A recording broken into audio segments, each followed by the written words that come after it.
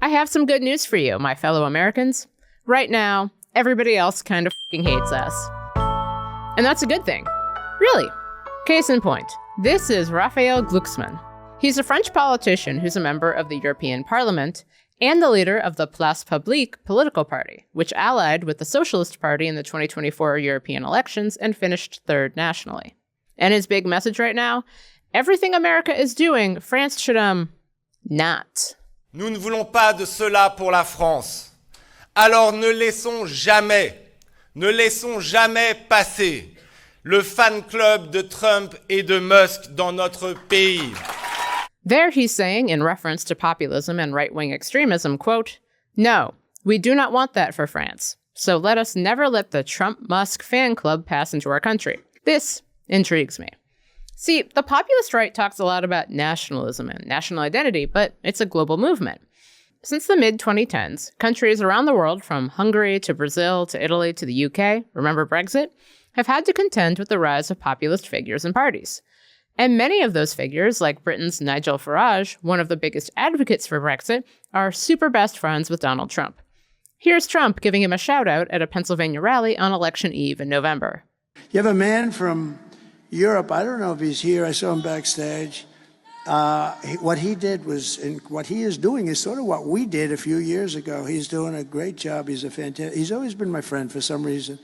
He liked me, I liked him. And he's shaking it up pretty good over there.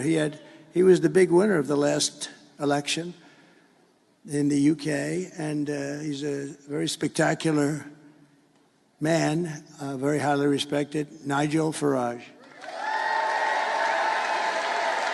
But these populist politicians currently have a bit of a problem with their efforts to get close to Donald Trump. Donald Trump is really unpopular with the voters these populist figures are trying to attract. In the UK, 58% of voters don't like Trump, and voters across Europe particularly don't like his efforts to abandon Ukraine, something right-wing figures like Marine Le Pen of France and Italian Prime Minister Giorgia Meloni have had to contend with.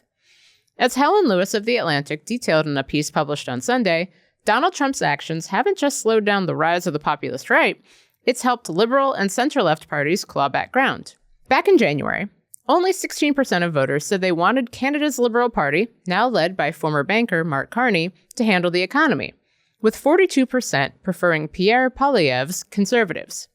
But throw in a few months of Donald Trump screaming about Canada becoming the 51st state and wielding tariffs as a cudgel, and a new survey released Saturday found that the Liberals have almost closed the gap on the question of who is best for the economy. And Carney leads Poilievre when it comes to who can best stand up for Canadian interests. In February, the Conservatives had a massive polling lead over the Liberal Party among voters. On March 11th, that lead had been cut to 1 point. Yes, politics is complex, and I am pretty sure that the success of the far right in the UK, France, and Canada does not entirely hinge on whether or not our president is an asshole.